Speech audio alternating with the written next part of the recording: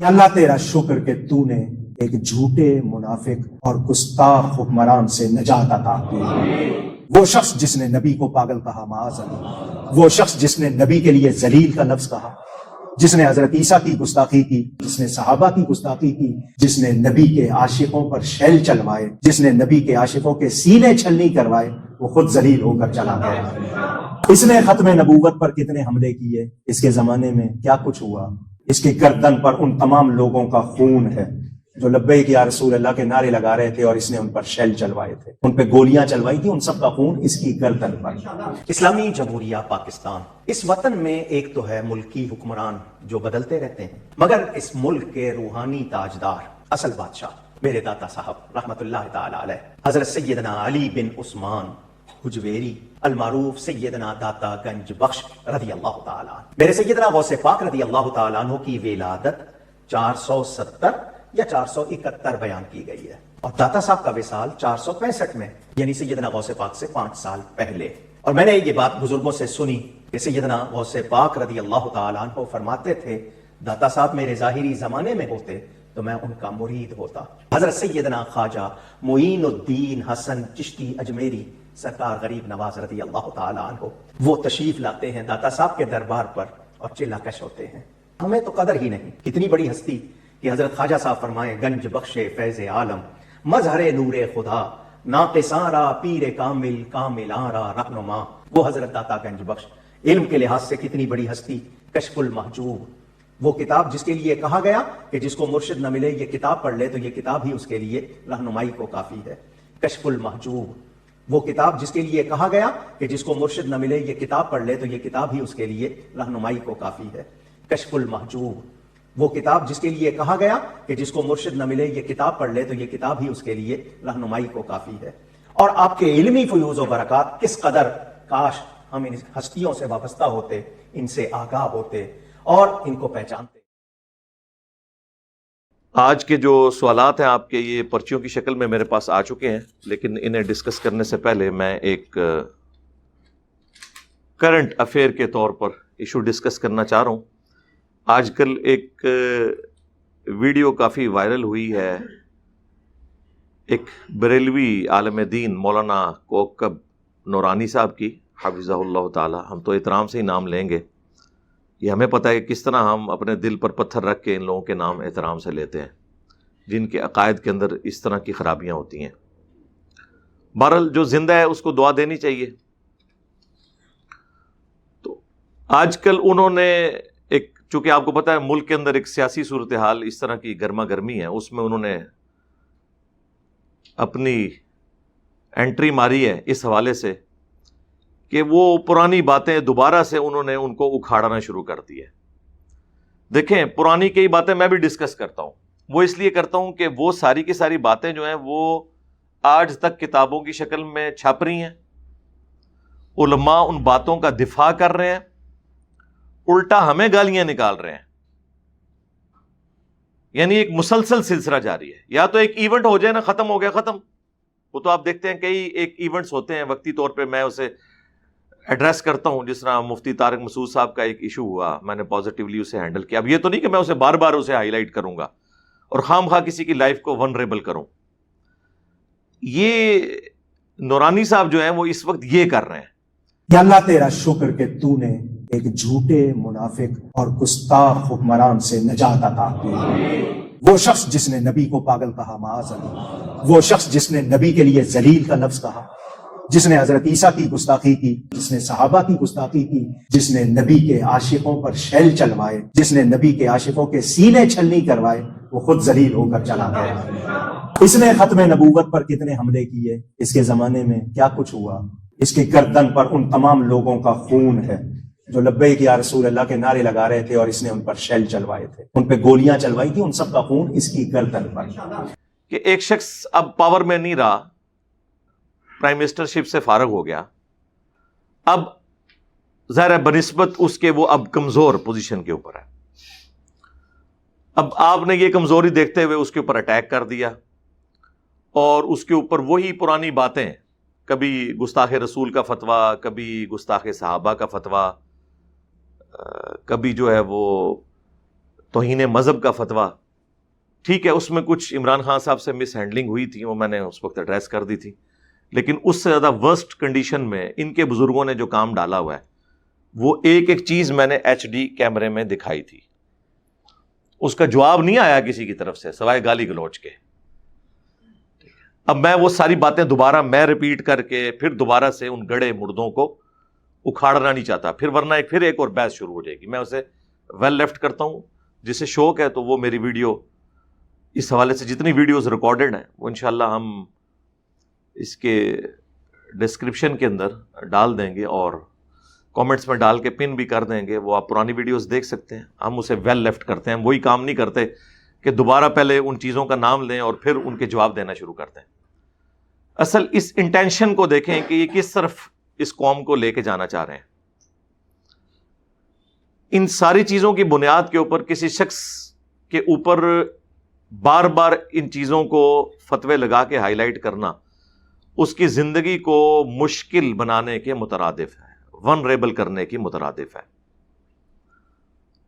اور اسلام میں اس چیز کی اجازت نہیں کہ آپ اس طرح کی لکیر پیٹ کے کسی کے ساتھ اس طرح کی دشمنی نبھائیں۔ اب بس اسلام میں اتنی اجازت ہے کہ آپ کے مولوی میرے ساتھ یہ کر لیا کریں انورٹڈ کامرس میں تو انشاءاللہ ان کو پورا ہوں، لیکن خدا کے لیے باقی لوگوں کے ساتھ آپ یہ حرکت نہ کیا کریں۔ جن لوگوں کا مذہبی پلیٹ فارم بھی نہیں ہے وہ اس طریقے سے ان چیزوں کے جواب بھی نہیں دے سکتے۔ اب یہ جس طرح ابھار رہے ہیں نا، یہ وہی حرکتیں ہیں جب کچھ عرصہ پہلے اس طریقے سے چیزوں کو ابھارا گیا، اور آپ کو پتہ ہے ہمارے فارمر جو انٹیریئر منسٹر تھے احسن اقبال صاحب، ان کے اوپر ایک بندے نے گولی چلا دی۔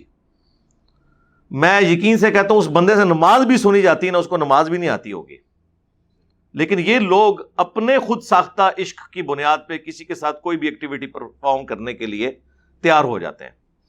ابھی بھی یہ ہو جانا ہے، کسی جلسے جلوس میں کوئی بندہ کھڑا ہو جائے گا اور وہ اپنی جنت پکی کرنے کی کوشش کرے گا، یہ اسی طرف لے کے جا رہے ہیں نا۔ ورنہ اس موقع کے اوپر اس طرح کی باتوں کو دوبارہ سے ہائی لائٹ کرنا یہ ایک ظلم کے اوپر مبنی ایٹیچیوڈ ہے۔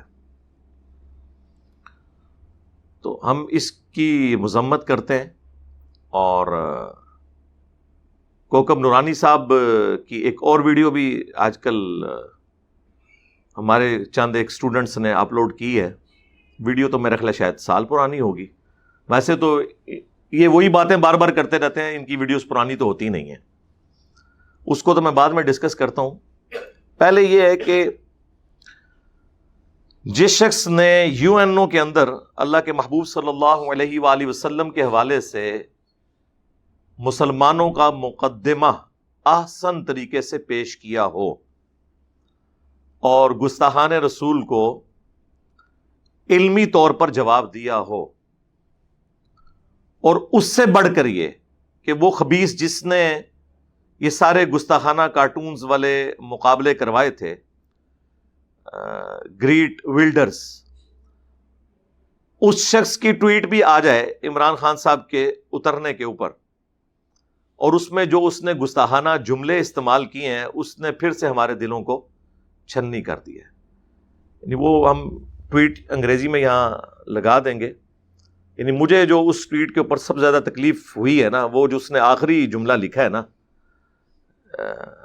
عمران خان صاحب کے بارے میں، کہ یہ نعوذ باللہ اتنا ہی ڈینجرس ہے جتنا کہ، یعنی اس نے نبی الاسلام کی طرف اشارہ کیا، نعوذ باللہ۔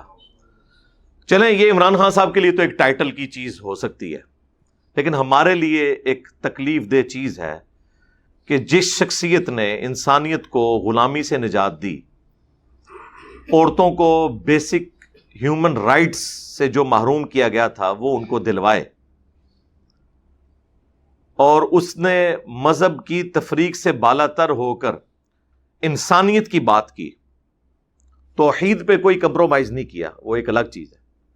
اس شخصیت کے بارے میں یہ کہنا کہ وہ نعوذ باللہ انسانیت کے لیے ڈینجرس ہیں، بغیر اس کے کہ نہ تم نے قرآن پڑھا، نہ تم نے نبی علیہ السلام کے فرامین پڑھے، یا تو علمی طریقے سے اپنا مقدمہ پیش کرو، ہم جواب دینے کے لیے تیار ہیں۔ اس طرح تم ورڈکٹ دو گے تو پھر ظاہر ہے لوگوں کے دل دکھیں گے۔ اچھا، اب کیا یہ ٹویٹ کافی نہیں ہے کسی شخص کے عشق رسول کو یا محبت رسول کو جسٹیفائی کرنے کے لیے؟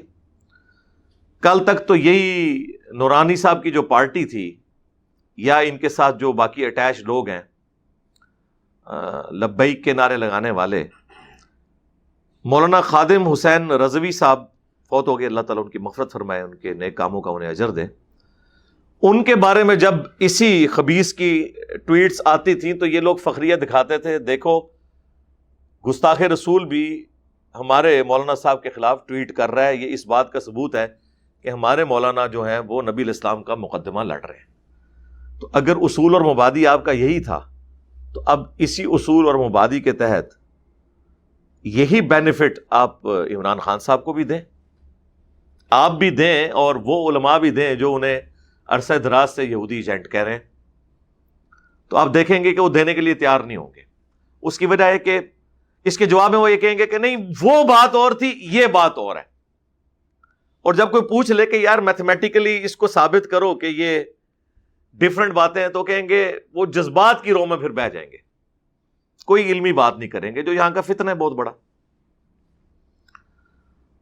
اب آپ آ جائیں ذرا کوکب نورانی صاحب حفظہ اللہ تعالی کی طرف، جن کی ویڈیو میں ذکر کر رہا تھا. ان کی ایک اور ویڈیو بھی وائرل ہوئی ہے جس میں انہوں نے کہا کہ یہ جو پاکستان کے حکمران ہیں نا، یہ تو آتے جاتے رہتے ہیں، کبھی کوئی آ گیا کبھی کوئی.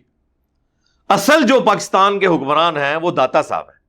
اسلامی جمہوریہ پاکستان، اس وطن میں ایک تو ہے ملکی حکمران جو بدلتے رہتے ہیں، مگر اس ملک کے روحانی تاجدار، اصل بادشاہ میرے داتا صاحب رحمت اللہ تعالی علیہ حضرت سیدنا علی بن عثمان حجویری المعروف سیدنا داتا گنج بخش رضی اللہ تعالی عنہ. میرے سیدنا غوث پاک رضی اللہ تعالی عنہ کی ولادت 470 یا 471 بیان کی گئی ہے، اور داتا صاحب کا وصال 465 میں، یعنی سیدنا غوث پاک سے 5 سال پہلے. اور میں نے یہ بات بزرگوں سے سنی کہ سیدنا غوث پاک رضی اللہ تعالی عنہ فرماتے تھے داتا صاحب میرے ظاہری زمانے میں ہوتے تو میں ان کا مرید ہوتا. حضرت سیدنا خواجہ معین الدین حسن چشتی اجمیری سرکار غریب نواز رضی اللہ تعالی عنہ وہ تشریف لاتے ہیں داتا صاحب کے دربار پر اور چلا کش ہوتے ہیں. ہمیں تو قدر ہی نہیں، کتنی بڑی ہستی کہ حضرت خواجہ صاحب فرمائیں گنج بخش فیض عالم مظہر نور خدا ناقصاں را پیر کامل کاملاں را رہنما. وہ حضرت داتا گنج بخش علم کے لحاظ سے کتنی بڑی ہستی.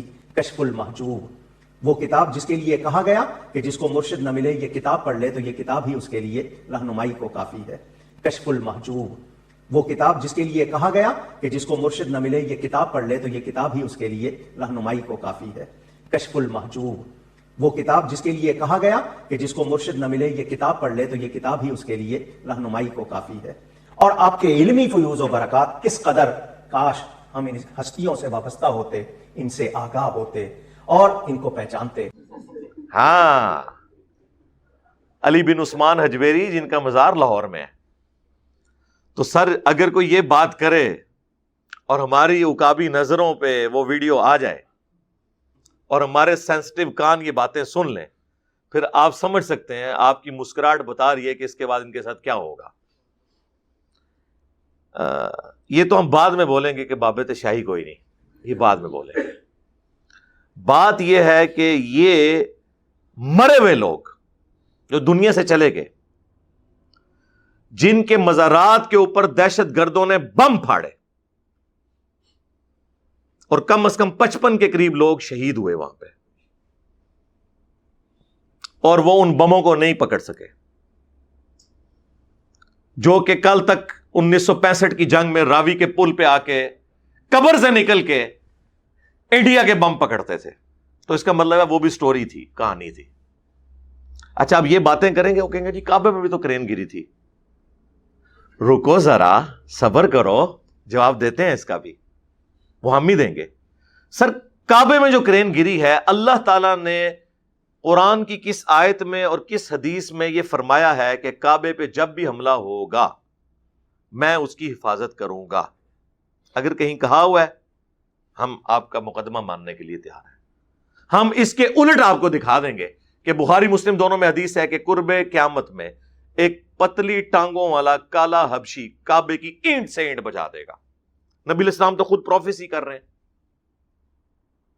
یزید ابن معاویہ کے دور کے اندر صحیح مسلم میں آتا ہے کہ کعبے کے اوپر منجنیق سے بمباری کی گئی، غلاف کعبہ بھی جل گیا، کعبے کی ایک دیوار بھی ڈیمیج ہوئی، جس کی وجہ سے بعد میں عبداللہ ابن زبیر نے اسے دوبارہ سے تعمیر کیا اور حتیم کو پھر کعبے میں دوبارہ داخل کیا، پھر حجاج ابن یوسف نے دوبارہ سے اس کو توڑا اور پھر حتیم کو باہر نکالا۔ یہ تو صحابہ کرام ہزاروں کی تعداد میں زندہ تھے، اس وقت بھی ہوا ہے، اللہ تعالیٰ نے کعبے کی حفاظت نہیں فرمائی۔ وہ ایک معجزانہ واقعہ ہے جو اللہ تعالیٰ نے اسپیشلی ابراہ کے لشکر کے پوائنٹ آف ویو سے کیا، کیونکہ اس سال نبی علیہ السلام کی پیدائش ہونی تھی، اس کو ایک یادگار سال بنایا گیا، نہ اس سے پہلے نہ اس کے بعد۔ آپ کے سامنے کئی ایک واقعات ہوتے رہتے ہیں۔ سب سے بڑی بات اسی کوکب نورانی پارٹی کے لیے یہ ہے کہ پچھلے 100 سال سے گستاخوں نے کعبے کا مصلی سنبھالا ہوا ہے، اور کوئی ابابیلیں آ کے ان گستاخ امام کے اوپر نہیں پتھر پھینک رہی۔ یہ میں الزامی جواب کے طور پہ بات کر رہا ہوں، پکی کے طور پر، اینٹی وینم کے طور پر۔ ٹائم قیامت تک ہے جواب دینا اس بات کا۔ لعنت ہے ان لوگوں کی بزرگی کے اوپر جو لوگ یہ کہتے ہیں کہ یہ امام کعبہ گستاخ ہے، مسجد نبوی کا امام گستاخ ہے، اور پچھلے 100 سال سے اسی کعبے کی طرف منہ کر کے نمازیں پڑھ رہے ہیں اور ان گستاخوں سے کعبے کو آزاد نہیں کروا سک رہے۔ لعنت ہے ایسی بزرگی کے اوپر۔ اگر میں یہ عقیدہ رکھتا ہوں تو میری بزرگی پہ لعنت۔ مزہ آیا؟ ٹائم قیامت تک ہے جواب دینا ہے۔ پہلے میں لفظ بولتا تھا پھکی ہے، کہتے تھے یہ ذرا سخت ورڈ ہے، تو سر یہ تو اب بڑا، اس میں انگریزی بھی آ گئی، اس میں اردو بھی آ گئی کہ ٹائم قیامت تک ہے۔ ہم آپ کو یہ نہیں کہتے کہ 24 گھنٹے کے اندر جواب نہ آیا، جس طرح وہ ڈاکٹر طاہر القادری صاحب جو ہیں وہ کنٹینر پہ ہر دوسرے دن جو ہے 24 کبھی 48 گھنٹے کا ٹائم دیتے رہتے تھے۔ ہم وہ نہیں کہتے، ہم کہتے ہیں قیامت تک ٹائم ہے۔ سارے جن و انس جمع کر لیں، اپنے مرے زندہ سارے بزرگ جمع کر لیں اور اس کا جواب دیں۔ اور سر اگر پھر جواب نہ آئے، پھر ہم یہ کہنے میں حق بجانب ہے کہ بابت شاہی کوئی نہیں، جواب ہی نہیں دے سکے، اس وقت کہیں گے، ابھی نہیں کہہ رہے ہم، اس وقت کہیں گے۔ تو کعبے کی کرین کا اس کے ساتھ کیا تعلق؟ آپ کی تو ڈیوٹیاں ہیں بزرگوں کی، علاقے سنبھالے ہوئے ہیں، اور آپ خود کہہ رہے ہیں کہ وہ پاکستان کے حکمران ہیں۔ تو سر اگر پاکستان کے اصلی حکمران وہ ہیں تو پاکستان میں جتنے قرضے چڑھ گئے، پاکستان میں جتنے بم دھماکے ہو رہے ہیں، پاکستان میں جتنی غربت ہے، پاکستان میں جتنی بے روزگاری ہے، ان ساری چیزوں کا پھر جھگڑا ہمیں پولیٹیشنز کے ساتھ کرنے کی بجائے جا کے ہمیں پھر پلے کارڈز ان درباروں کے باہر کھڑے ہو کے اٹھانے چاہیے کہ حضرت کدھر ہیں آپ، حکمرانی کریں نا۔ ساری چرس، ساری منشیات درباروں پہ بک رہی ہیں، پھر سارا پروٹیسٹ تو ادھر ہونا چاہیے۔ چندہ تو ہم امریکہ سے لے رہے ہیں منشیات کو ختم کرنے کا، اور ان کو چندہ دے رہے ہیں اور منشیات بھی وہاں پہ بک رہی ہے، ظاہر ہے وہیں پہ سارے چندے پھینکتے ہیں نا۔ آپ ذرا داتا دربار کبھی جائیں، درجنوں لوگ صرف نوٹ گننے کے لیے بیٹھے ہوتے ہیں، اتنے نوٹ ہوتے ہیں، اور یہ نہ سمجھیے گا کوئی 10-10 روپے کے نوٹ ہیں، 5-5 ہزار روپے کے بھی سینکڑوں نوٹ ہوتے ہیں، اور ہزاروں کے تو ہزاروں نوٹ۔ اور یہ میں آپ کو بات بہت پرانی کر رہا ہوں، جب ہم بھی کبھی جایا کرتے تھے وہاں۔ اب تو پتہ نہیں کیا صورتحال ہوگی۔ تو پھر تو ان سے پوچھنا چاہیے کہ جناب آپ کیا ڈیوٹیاں نبھا رہے ہیں۔ اچھا، وہ کوکب نورانی صاحب نے اس ویڈیو میں کہا کہ اصل حکمران یہ ہیں، وہ حکمرانی تو میں نے آپ کو بتا دی کہ کیا حکمرانی ہے۔ دوسرا، انہوں نے اس ویڈیو میں کہا کہ یہ 465 ہجری میں فوت ہوئے، اور شیخ عبد القادر جیلانی جو ہے وہ 571 ہجری میں فوت ہوئے، 561 ہجری میں، اور 471 میں پیدا ہوئے، یعنی علی بن عثمان حجویری کی وفات کے 5 سال کے بعد شیخ عبد القادر جیلانی پیدا ہوئے ہیں۔ اور وہ یہ تمنا کرتے تھے کہ کاش میں ان کا زمانہ پاتا تو میں ان کا مرید ہوتا۔ یہ وہ ان کے فضائل اور برکات بتاتے ہوئے یہ کہہ رہے تھے۔ اور پھر انہوں نے کہا کہ اگر کسی کا کوئی پیر نہ ہو تو وہ کشف المحجوب پڑھ لے، یہ بھی انہوں نے اس میں فرمایا، جو ان کی کتاب ہے، جو ان کی طرف منسوب ہے۔ ہم 1 ٹن حسن ظن رکھتے ہیں کہ علی بن عثمان حجویری المعروف داتا صاحب نے یہ کتاب نہیں لکھی ہوگی، لیکن ماننے والے تو چونکہ چھاپ رہے ہیں، صدیوں سے چھاپ رہے ہیں، کسی بزرگ کو علم غیب کے طور پہ نہیں پتا چلا کہ اس کے اندر نبی علیہ السلام کی کیا کیا گستاخیاں لکھی ہیں، اور علماء کی سرپرستی میں یہ چھپ رہی ہیں کتابیں۔ پیر کرم شاہ صاحب الازہری جو جسٹس بھی رہ چکے ہیں پاکستان میں، الازہر یونیورسٹی مصر میں 4 آنری سیٹیں ہیں ہر سال ان کے مدرسے کے لیے، وہ وہاں کے ٹاپرز میں سے تھے۔ اتنے بڑے عالم دین جنہوں نے ضیاء القرآن، قرآن کی تفسیر لکھی، اس کے اندر انہوں نے سورۃ الاحزاب کی تفسیر میں لکھا کہ غیر مسلموں نے اسلام کو بدنام کرنے کی خاطر ہماری کتابوں میں اس طرح کے گستاخانہ واقعات داخل کر دیے ہیں، اور اس میں انہوں نے جس واقعے کی طرف اشارہ کیا وہ واقعہ کشف المحجوب میں لکھا ہوا ہے، لیکن کشف المحجوب انہی کی سرپرستی میں چھپی، انہی کے ضیاء القرآن پبلیکیشن نے چھاپی، اور اس میں مقدمہ بھی پیر کرم شاہ صاحب نے لکھا کئی صفات کے اوپر کہ ایسی کتاب کوئی نہیں ہے،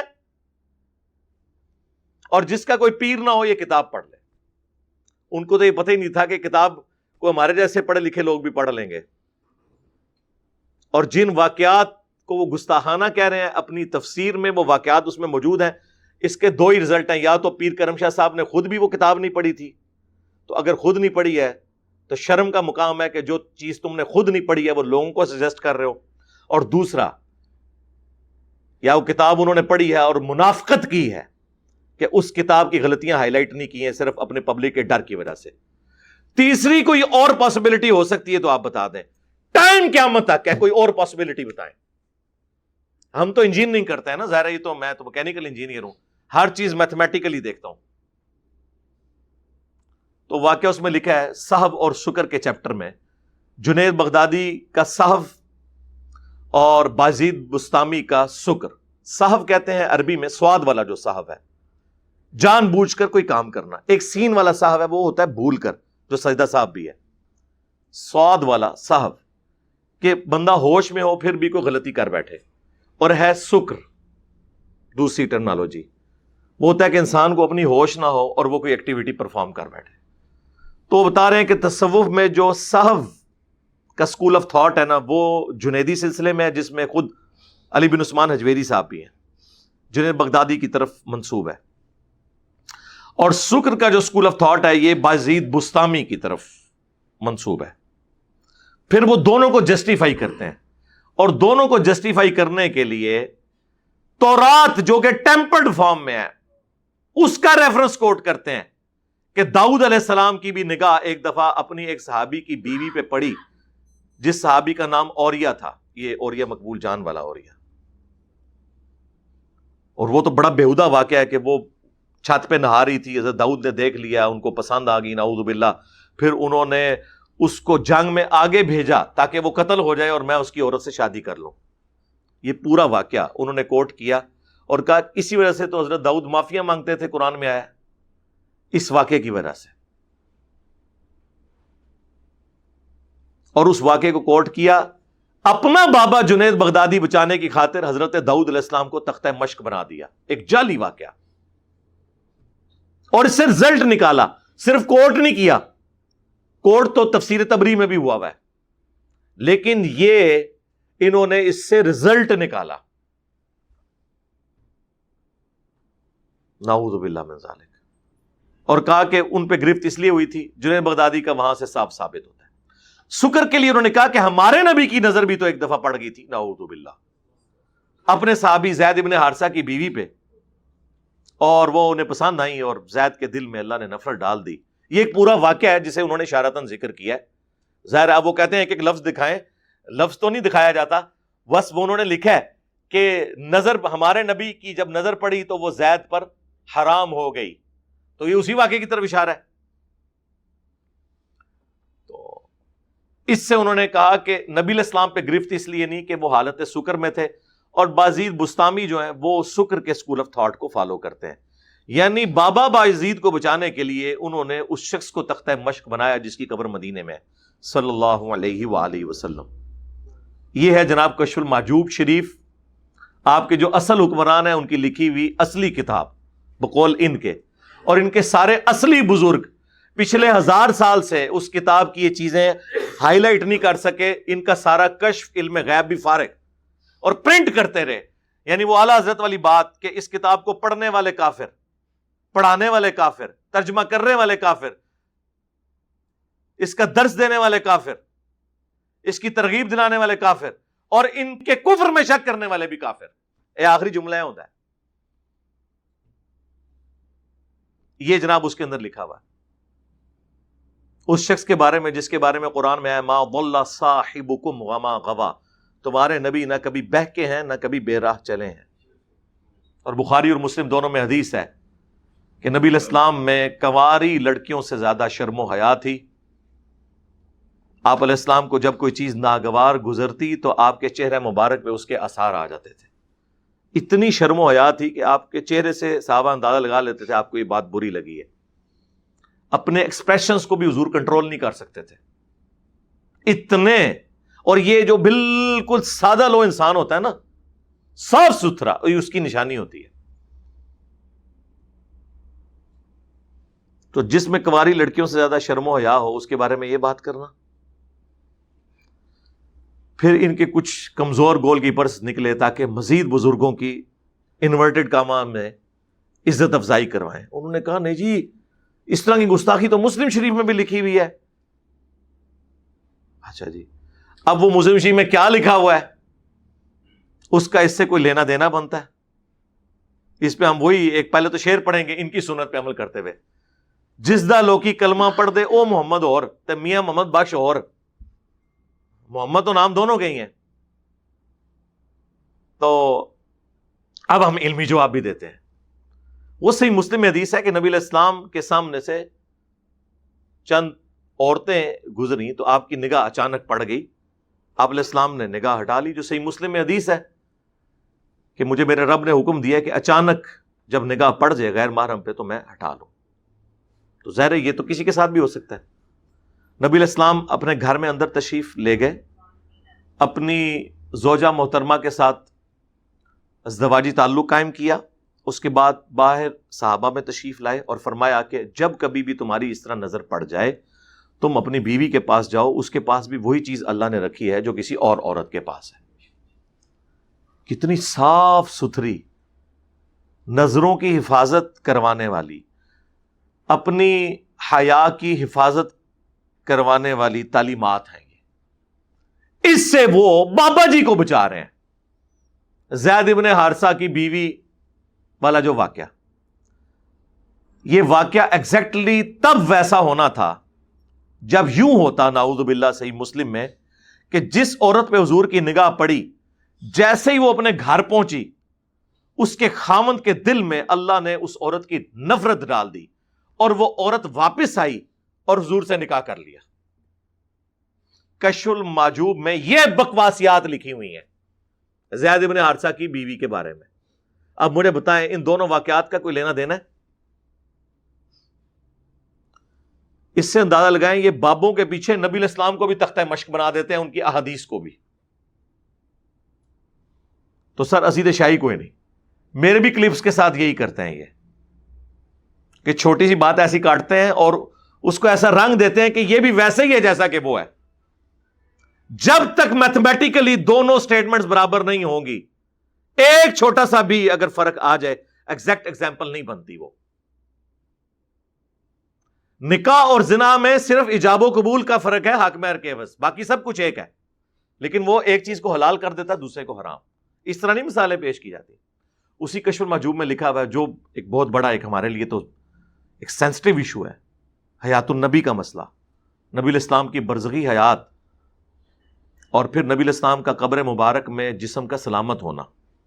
کشف المحجوب میں لکھا ہے امام حنیفہ والے چیپٹر کے اندر، اپنے زوم میں تو انہوں نے امام حنیفہ کی یہ شان بیان کی ہے کہ امام حنیفہ نے ایک دفعہ نعوذ باللہ خواب دیکھا کہ نبی علیہ السلام کی قبر مبارک میں اتر کے آپ کی ہڈیاں جمع کر رہے ہیں.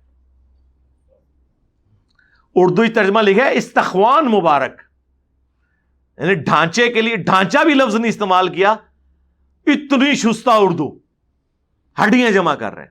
گھبرا کے اٹھے, اپنے دوست ابن سیرین سے جا کے پوچھا تو انہوں نے کہا کہ اس میں تو بڑی خوشخبری ہے, آپ نبی الاسلام کی سنتوں کو جمع کریں گے. ہم پوچھتے ہیں وہ سنتیں کہاں پہ جمع ہوئی ہیں, ذرا وہ حدیث کی کتاب تو بتائیں جس میں امام حنیفہ نے نبی الاسلام کی سنتیں جمع کی ہیں. امام بخاری نے جو کی ہیں وہ ٹیبل پہ رکھا ہوا ہے احترام کے ساتھ, امام مسلم نے جو کچھ کیا وہ تو رکھا ہوا ہے یہاں پہ. آپ جن کی طرف سنتیں جمع کرنے کا منسوب کر رہے ہیں, ذرا ان کی کتاب ذرا بتائیں دنیا میں حدیث کی کون سی ہے. امام مالک کی الموطا امام مالک موجود, امام شافعی کی مسند شافعی موجود, امام احمد بن حنبل کی مسند امام احمد بن حنبل موجود, باقی ائمہ کی یہ کتابیں موجود ہیں. ایک چھوٹی سی پڑیا ہے مسند امام اعظم کے نام سے جو خود بھی ان کے علماء نہیں مانتے, اتنی سی. اچھا اب یہ واقعے میں مجھے بتائیں کیا کسی مسلمان بریلوی دیوبندی اہل حدیث شیعہ کا یہ عقیدہ ہے کہ نبی الاسلام کی قبر مبارک میں ان کی ہڈیاں ہیں اس طرح؟ نہیں جی, خواب کا واقعہ. سر خواب کا بھی واقعہ ہے. کیا اللہ تعالیٰ اپنے نبی کے حوالے سے اس طرح کے گستاخانہ خواب امت کو دکھائے گا کہ وہ اس طرح کے بےہودہ عقیدے رکھنا شروع کر دیں؟ خواب دکھانا تھا, وہ ہم خواب گھڑنے کا طریقہ بھی آپ کو بتا سکتے ہیں. اللہ کے فضل سے 31 سال ہم بھی بریلوی رہے ہیں. ہاں, ہم آپ کے بزرگوں سے بڑے بریلوی رہے ہیں. ہم آپ کو طریقہ بتاتے ہیں. آپ خواب یہ گھڑتے کہ امام حنیفہ نے خواب میں دیکھا کہ نبی الاسلام کے گھر میں داخل ہوئے ہیں یا روضہ شریف میں داخل ہوئے ہیں اور وہاں سے نبی الاسلام کے برتن, آپ کا عصا مبارک, آپ کا پیالہ مبارک, آپ کا کرتا مبارک اٹھایا ہے اور اس میں اشارہ تھا کہ وہ سنتوں کو جمع کریں گے. اور تبدیلی کر دیو ویسے اے پا دیو دے بچانا جے بابے نو تے. سنن ابی داؤد میں صحیح سند کے ساتھ یہ حدیث موجود ہے, سنن ابن ماجہ میں موجود, مشکات کے اندر موجود, اور امت کا اجماعی عقیدہ. نبی الاسلام نے فرمایا کہ سب سے افضل دن جمعے کا دن ہے, اس دن مجھ پر کثرت سے درود شریف پڑھو. اس دن آدم علیہ السلام پیدا ہوئے, اس دن فوت ہوئے, اسی دن قیامت قائم ہوگی. تم کثرت کے ساتھ اس دن مجھ پر درود پڑھو, بے شک تمہارا درود مجھ پر پیش کیا جائے گا. صحابہ نے عرض کیا اے اللہ کے نبی علیہ السلام, جب آپ مر جائیں گے اور مر کے مٹی ہو جائیں گے, آپ کی ہڈیاں مٹی میں گھل مل جائیں گی. سرکاری یہ الفاظ ہیں, لیکن اس زمانے میں 295C نہیں لگتی تھی سوال کرنے کے اوپر. نبی علیہ السلام نے تسلی سے سنا اور پھر عقیدہ بتایا. یہ اس صحابی کے نام اعمال میں ثواب جا رہا ہے جنہوں نے یہ سوال کیا.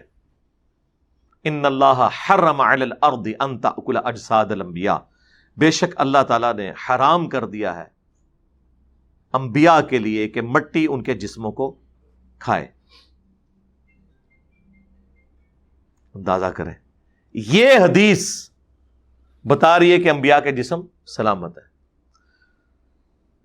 اکا دکا محدثین نے اس پہ کلام کیا لیکن ان کی کوئی حیثیت نہیں ہے. جمہور محدثین اس حدیث کو صحیح سمجھتے ہیں اور جو کلام کرنے والے ہیں وہ بھی عقیدے کو صحیح سمجھتے ہیں. مثلا امام بخاری نے صحیح بخاری میں لکھا ہے کہ حضرت عمر کی شہادت کے آلموسٹ 65 ایئرز کے بعد حضرت عمر کا پاؤں حجرے کی دیوار گرنے کی وجہ سے قبر سے باہر نکل آیا تھا. یہ صحیح بخاری میں ہے, 1390 نمبر. اس عقیدے کو مانتے ہیں امام بخاری. المصنف ابن ابی شیبہ کے اندر موجود ہے کہ حضرت دانیال علیہ السلام کے تابوت کے بارے میں جب وہ نکلا تو حضرت عمر کے دور میں حضرت عمر کو بتایا گیا تو انہوں نے پھر ایک خط لکھوایا تھا کہ بے شک یہ اللہ کے پیغمبروں میں سے ایک پیغمبر ہیں, ان کی لاش کو دفنا دو دوبارہ سے, اور اللہ تعالیٰ کی طرف سے پروٹوکول ہے کہ انبیاء کے جسموں کو نہ آگ کھاتی ہے, نہ کوئی کیڑا کھاتا ہے, اور نہ مٹی کھاتی ہے. اور کیڑے کے نہ کھانے کا ذکر تو قرآن حکیم میں بھی موجود ہے. حضرت سلیمان علیہ السلام کتنا عرصہ اس لاٹھی پہ کھڑے رہے, وہ لاٹھی کھا لی کیڑے نے, گوشت نہیں کھایا. اس عقیدے کی جڑ قرآن میں ہے. جو لوگ انکار کرتے ہیں نا حدیث کا, انہیں کہ قرآن میں جڑ موجود ہے کہ مرنے کے بعد انبیاء کی لاش کو پروٹوکول ملتا ہے. حضرت سلیمان علیہ السلام کی لاش مبارک کئی ہفتوں تک, ظاہر ہے وہ دیمک نے چاٹا تھا اس لاٹھی کو, تو اب یہ اب سائنس آپ کو بتائے گی کہ ایک اتنی موٹی لاٹھی کو چاٹنے کے لیے دیمک کو کتنا عرصہ چاہیے. تو کئی ہفتے مہینے بنتے ہیں, کیونکہ وہ ٹیمپل آف سلیمان تعمیر ہو رہا تھا. تو وہ اللہ تعالیٰ نے ان کے روب کے طور پہ حضرت سلیمان علیہ السلام کو یوں رکھا. تو یہ اس کی جڑ تو قرآن میں موجود ہے. اب مجھے بتائیں, یہ عقیدہ بتانا کہ ہڈیاں سمیٹ رہے ہیں، تو یہ گستاخی نہیں ہے؟ ٹائم قیامت تک جو جواب دینا ہے، نہیں تو اس کتاب ہی چکڈو، کیونکہ آپ کے تو دعوے ہیں نا کہ ہمارے بزرگوں نے قرآن و حدیث کا نچوڑ نکال کے، یہ تو نچوڑ کہتے ہیں اور میں یہ والا نچوڑ کہتا ہوں. اور سیم واقعہ تذکرۃ الاولیاء میں شیخ فرید الدین عطار نے بھی لکھا ہے، جس کے حوالے فیضان سنت میں دعوت اسلامی کی اور تبلیغی جماعت کے فضائل اعمال میں موجود ہے. یہ سب سے بڑا بابا، انٹرنیشنل بابا ہے نا، اگر کوئی کہانیاں لکھنے والا بزرگوں کی، وہ فرید الدین عطار ہے. 627 ہجری میں فوت ہوئے ہیں. تذکرۃ الاولیاء کتاب لکھی عربی میں، پوری دنیا کے اندر، یہاں پہ بھی ترجمہ ہوا ہے اس کا. اور خود تاتاریوں نے اسے قتل کیا، خود تاتاریوں کے ہاتھوں قتل ہوئے، کوئی نگاہ نہیں مار سکے تاتاری. تو تاری تے جڑے بڑے بزرگ سن، تو انہوں پتا ہونا کہ کوئی شاید ٹھہر دی نہیں سی نا، وڈ کے پر مار دے سن. نہ بزرگ چھڑیا انہوں نے، نہ کوئی حکمران چھڑیا ساڈا، نہ سلطنت عباسیہ چھڑی. وہ تو پھر اللہ نے ان کا زور توڑا. تو یہ اس میں بھی تذکرۃ الاولیاء میں بھی سیم یہ واقعہ لکھا ہوا ہے، اور یہ دونوں چھاپ رہے ہیں. یہ ان لوگوں کی صورتحال ہے. تذکرۃ الاولیاء کا ذکر ہوا ہے تو ہم برکت کے طور پہ پھر عرض کر دیتے ہیں. یہ وہی تذکرۃ الاولیاء ہے جس میں کشف المحجوب میں بھی بہرحال اتنا حصہ موجود ہے بازید بستامی کے حوالے سے، کہ وہ کہتے تھے سبحانی سبحانی ما اعظم شأنی، میں پاک ہوں، میری شان کتنی بلند ہے. اور علی بن عثمان اجویری اس کی تعویل کرتے ہیں کہ اصل میں وہ خود نہیں کہہ رہے، اللہ ان کے منہ سے بول رہا تھا. توبہ توبہ توبہ. یہ عقیدہ تو پیغمبر کے لیے بھی کوئی رکھے، ہم اسے بھی کافر سمجھتے ہیں. پیغمبر کے لیے بھی آیا ہے وَمَا يَنطِقُ عَنِ الْهَوَىٰ إِنْ هُوَ إِلَّا وَحْيٌ يُوحَىٰ. یہ پیغمبر اپنی خواہش نفس سے کچھ نہیں کہتے، یہ وہی کہتے ہیں جو اللہ انہیں وحی کرتا ہے. نبی علیہ السلام بھی وحی سے بولتے ہیں، نہ کہ اللہ ان کے منہ سے بولتا ہے. اور یہ بابے کو بچانے کی خاطر کہہ رہے ہیں جی وہ بابا جی خود کی تو بول رہے سن جی، اللہ بول رہا سی کہ میں پاک ہوں، میری شان بڑی بلند ہے. یہی چیز تذکرۃ الاولیاء میں بھی موجود ہے، شیخ فرید الدین عطار نے لکھی ہے. اور پھر وہ تو آگے گئے ہیں، انہوں نے کہا اس کے علاوہ بھی آپ نے سنا ہوگا کہ وہ کہا کرتے تھے لیوائی اعظم من لیوائی محمد، قیامت کے دن میرا جھنڈا محمد کے جھنڈے سے بڑا ہوگا، اور محمد اور تمام انبیاء، تمام اولین اور آخرین قیامت کے دن میرے جھنڈے کے نیچے ہوں گے. نعوذ باللہ. بازید بستامی کا یہ قول نقل کیا. وہ کہتے ہیں کہ اس میں کوئی گستاخی والا معاملہ نہیں ہے، اللہ ہی بول رہا ہوتا تھا ان کے منہ سے، ٹینشن والی کون سی بات ہے؟ تو اللہ تو کہہ سکتا ہے نا کہ میرا جھنڈا محمد کے جھنڈے سے بڑا ہوگا. ایک کہانی کے لیے دوسری کہانی گھڑی، پھر نام دیتے ہیں شطیحات، بونگیاں. ہاں یہ اردو میں ترجمہ بنتا ہے، اپنی زبان سے اس طرح کی باتیں اول فول نکال دینا. وہ کہتے ہیں وہ اللہ ان کے منہ سے بول رہا تھا نا، تو اللہ تو کہہ سکتا ہے. اچھا جی، تو اللہ کا کون سا جھنڈا ہے جو قیامت والے دن محمد کے جھنڈے سے الگ ہوگا؟ ذرا وہ ہمیں بتا دیں آپ. ہمیں تو یہی بتایا گیا ہے. آپ کے بابا جی تو یہ کہتے تھے، یزید دے ابا جی با یزید بستامی، اور ساڈا امام ہے ابو الحسین مسلم بن حجاج القشیری، یہ بھی 261 ہجری میں فوت ہوئے ہیں. بابا باجید بھی 261 ہجری میں فوت ہوئے ہیں. فرق دیکھ لیں. مسلم شریف میں یہ حدیث ہے کہ نبی علیہ السلام نے فرمایا کہ قیامت کے دن سب سے پہلے مجھے قبر سے نکالا جائے گا، سب سے پہلے میری شفاعت قبول کی جائے گی، میں اللہ کے حضور خطیب بنوں گا. پھر مسلم شریف میں یہ بھی حدیث ہے کہ سب سے پہلے میں جنت کا دروازہ کھٹکھٹاؤں گا، داروغے جنت پوچھیں گے کون، میں کہوں گا محمد صلی اللہ علیہ وآلہ وسلم. تو وہ فرشتہ کہے گا مجھے حکم بھی یہ تھا کہ میں نے آپ کے نام کے اوپر دروازہ کھولنا ہے. ہمارا امام ابو الحسین مسلم بن حجاج القشیری یہ کہہ رہا ہے، اور آپ کا امام ابو یزید تیفور بن عیسیٰ البستامی کیا کہہ رہے ہیں. اور دونوں 261 ہجری میں فوت ہوئے ہیں، ایک ہی زمانے میں، ایک ہی سن میں. یہ فرق ہے. تو پھر اس لیے تو ہم کہتے ہیں ان بابوں کو مانو جو کتابوں کو مانتے ہیں، اور جو بابے کتابوں کے دشمن ہیں ان کی کوئی عزت نہیں ہے. انجینئر صاحب بابوں کو نہیں مانتے، جی جی جی، ہم اسی طرح بابوں کو نہیں مانتے جس طرح آپ حضرت عیسیٰ کو نہیں مانتے. نہیں ہم تو حضرت عیسیٰ کو مانتے ہیں. تو خدا کا بیٹا کیوں نہیں مانتے؟ نہیں خدا کا بیٹا نہیں مانتے، پیغمبر مانتے ہیں۔ سر ہم بھی آپ کے بابوں کو وہ والا بابا نہیں مانتے، ہم بابوں کو مانتے ہیں لیکن ان والے بابوں کو، امام بخاری کو، امام مسلم کو۔ ٹائم قیامت تک جے جواب دینا جے۔ ہاں۔ پھر اسی کتاب میں لکھا ہے بازید بستامی کی معراج، اور وہ کہتے ہیں جس طرح نبیوں میں نبی علیہ السلام کو معراج ہوئی ہے، بابوں میں ان کو ہوئی ہے۔ سر چھڑنی ہے تو پھر جو مرضی چھڑو۔ کل تک یہی لوگ چھوڑتے تھے، بلکہ یہی کوکب نورانی صاحب اپنے ہر جمعے کے خطبے سے پہلے وہ پڑھتے ہیں شعر کہ جی جس طرح محمد صلی اللہ علیہ وآلہ وسلم کا مرتبہ جو ہے انبیاء میں ہے، شیخ عبد القادر جیلانی کا مرتبہ اولیاء میں ہے۔ تو پھر شیخ عبد القادر جیلانی کو معراج کیوں نہیں ہوئی؟ اس سے بڑھ کر اس معراج والے چیپٹر میں اور بازید بستامی کے چیپٹر کے اندر تذکرۃ الاولیاء میں لکھا ہوا ہے کہ جنید بغدادی فرماتے ہیں، یعنی علی بن عثمان حجویری کے بھی پردادا مرشد اور شیخ عبد القادر جیلانی کے لکڑ دادا مرشد، کہ بازید بستامی کا مرتبہ اولیاء اللہ میں ہماری جماعت میں ایسا ہے جس طرح کہ جبرائیل کا فرشتوں میں۔ تو وہ تو بازید بستامی کو ڈکلیئر کر کے گئے ہیں اولیاء کا سردار، کیونکہ فرشتوں کا سردار کون ہے؟ حضرت جبرائیل۔ تو یہ بازید بستامی سے ڈگری چھین کے عبد القادر جیلانی نے کب سے اس پہ قبضہ کیا تھا؟ ذرا وہ ہمیں سن بھی چاہیے۔ ٹائم قیامت تک جے جواب دینا جے، شڑول نہیں مارنی، علمی جواب دینا ہے۔ سر یہ باتیں کوئی اہل حدیث نہیں ان کے ساتھ کر سکتا، کوئی دنیا کا شیعہ نہیں کر سکتا، کوئی دنیا کا بڑے سے بڑا موحد نہیں کر سکتا۔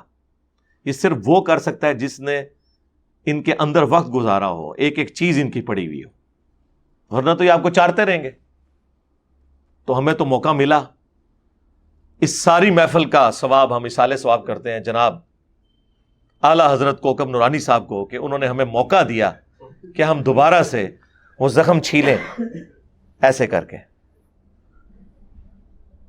یہ میرا گولڈن کوڈ یاد رکھنا ہے، یہ میں فخر کے طور پہ نہیں کہہ رہا، اس کا لطف لینے کے لیے کہہ رہا ہوں کہ لوگ قرآن بخاری مسلم سے متاثر ہو کر بزرگوں سے الگ نہیں ہوئے، بلکہ ہم نے لوگوں کو بزرگوں سے متنفر کر کے ان کی تطہیر کی ہے، تو وہ بخاری مسلم اور قرآن سے جڑے ہیں، ورنہ تو یہ پہلے سے کتابیں موجود تھیں، اثر تو کوئی نہیں ہو رہا تھا۔ ہوں کیسی تبدیلی آ گئی ہے؟ تبدیلی یہ آئی ہے کہ وہ عکاس بیل ان سے اتار لی ہے۔ ابھی تو میں وہ خیر بات کر دیتا ہوں، کیونکہ اس ویڈیو میں انہوں نے یہ بات کی تھی کہ جناب معین الدین چشتی صاحب نے بھی یہاں پہ چلا کاٹا ہوا ہے داتا دربار پہ، المتوفا 633 ہجری۔ تو پھر ہم حق بجانب ہے حشت بہشت کا ذکر خیر کرنے میں، جس میں چشتی رسول اللہ لکھا ہوا ہے۔ جی جی جی، ابھی تک صرف ایک پبلیکیشن نے جو شبیر بردرز ہے انہوں نے نکالا ہے، اور وہ بھی نکالا کوئی نہیں، اس تو چنگا سی نہ ہی کٹ دے، چشتی کی جگہ انہوں نے محمد کر دیا ہے، اور باقی واقعہ سارا وہی لکھا ہوا ہے۔ مولوی دیکھو نا، دماغ پورا جہی ہوتا ہے مولوی دا، تسی واقعہ ہی کٹو، لہذا نکلیا کوئی نہیں ہو جب تک ان کے بڑے علماء جو ان کے ہیڈز ہیں وہ آ کے اعلان برات نہیں کرتے۔ چھوٹے کسی کی بات نہیں مانی جائے گی، نہ کسی پبلیکیشن کے نکالنے سے کوئی مسئلہ ہوگا۔ پھر یہ ماننا پڑے گا یہ جتنے بزرگ چھاپتے رہے آج تک، جتنے بزرگ ہیں ان کا علم غیب بھی فارغ، انہیں پتہ ہی نہیں چلا اس میں لکھا ہے، اور سب سے بڑا وہ بزرگ جس نے ہمیں آگے بتایا کہ کچھ لکھے جے بچو کڈو۔ ٹائم قیامت تک یہ بزرگ لبنا ہے جنہیں تمہیں دسیا ہے۔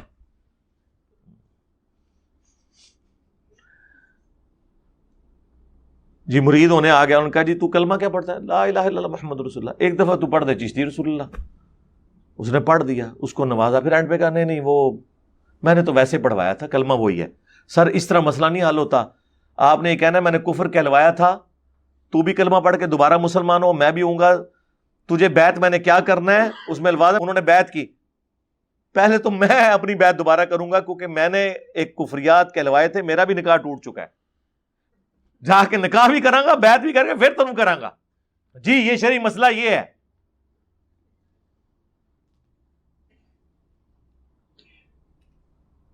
وہ جی خاص حالت میں تھے، وہ خادم رضوی صاحب والی بات ہے کہ جیڑا بھی خاص حالت ہی جاندا ہے نبی تے ہی پونکدا ہے۔ ہاں اینو ہلکا نہ جانو، جیڑا پونکدا جے نبی تے پونکدا جے۔ تو وہاں پہ تو واضح موجود ہے، بعد میں انہوں نے کوئی توبہ نہیں کی ہے. توبہ کا طریقہ یہ ہوتا ہے، کہتے ہیں نہیں جی دیکھیں وہ شتیات ہے، بزرگوں کی شتیات، بونگیاں، وہ جو مسلم شریف میں موجود ہے. ایتھے بھی مسلم واڑ لی انہوں نے. مسلم شریف میں یہ لکھا ہوا ہے، نبی علیہ السلام نے ایک شخص کی توبہ کا واقعہ بیان کیا ہے تمثیل کے طور پر، کہ اللہ تعالیٰ کو اپنے گناہگار بندے کی توبہ سے کیا خوشی ہوتی ہے، جیسا کہ کسی کا سامان لدا ہوا ہو اونٹ کے اوپر اور وہ کسی ریگستان میں ہو، اچانک اس کی سواری گم جائے اور وہ اپنی موت کا انتظار کرنا شروع کر دے، پھر ایک دم سے وہ سواری سامنے آ جائے.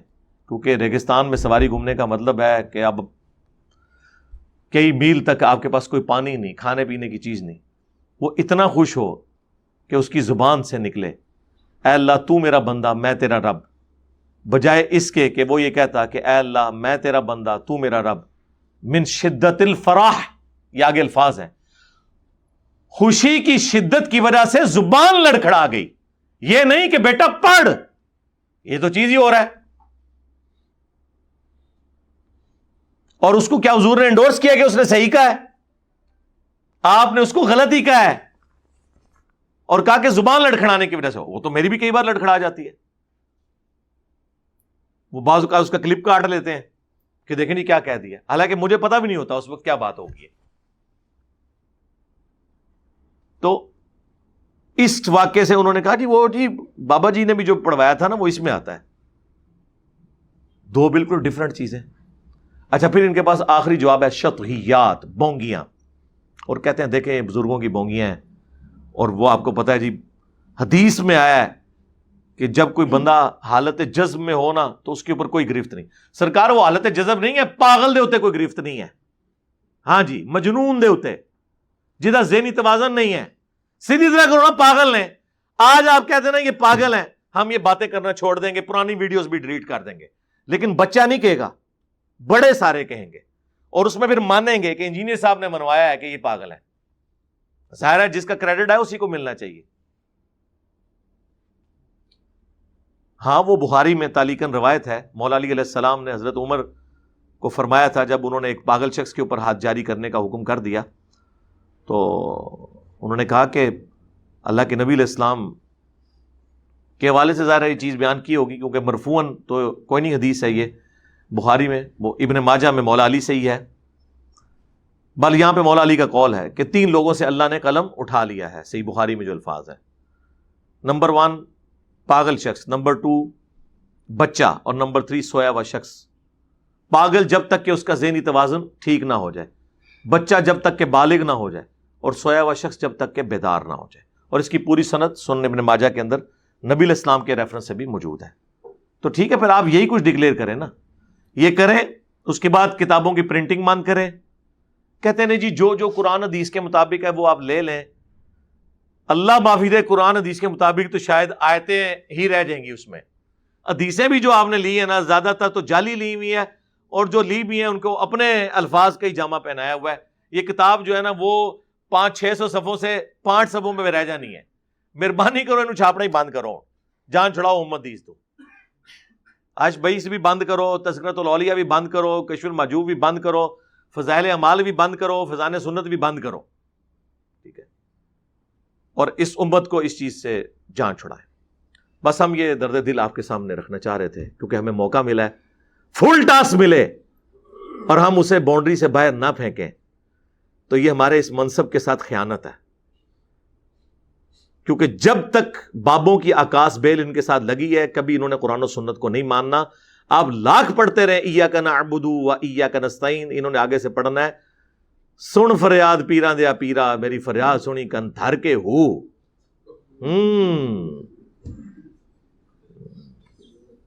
تو ہم یہ زخم چھیلتے رہیں گے، چاہے وہ چشتی رسول اللہ والا زخم ہو ان کا یا اشرف علی رسول اللہ والا.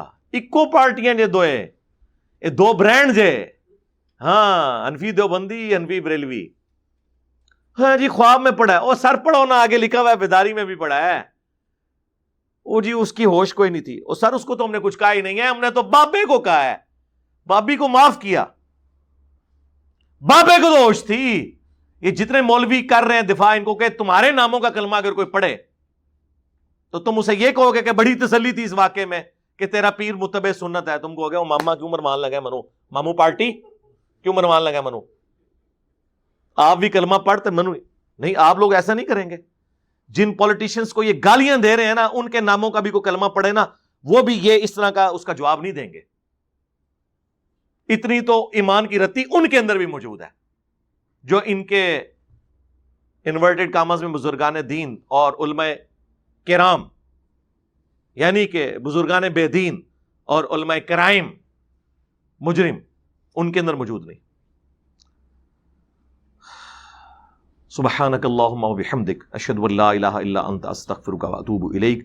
صلوا علی محمد و آل محمد، اللہم صلی علی محمد وعلی آل محمد واصحاب محمد و امت محمد اجمعین الی یوم الدین، آمین۔